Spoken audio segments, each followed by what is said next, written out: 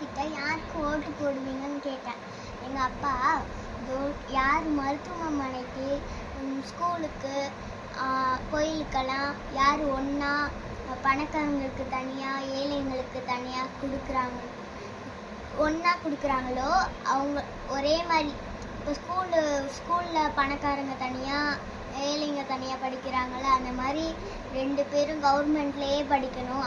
அந்த மாதிரி யார் படிக்க வைக்கிறாங்களோ, ஹாஸ்பிட்டல் பணக்காரங்களுக்கு தனியாக ஏழைங்களுக்கு தனியாக இருக்குல்ல, அதே மாதிரி அது ஹாஸ்பிட்டல் 2மே ஒரே மாதிரி இருக்கணும். 2 பேரும் ஒரே ஹாஸ்பிட்டலில் தான் வரணும்.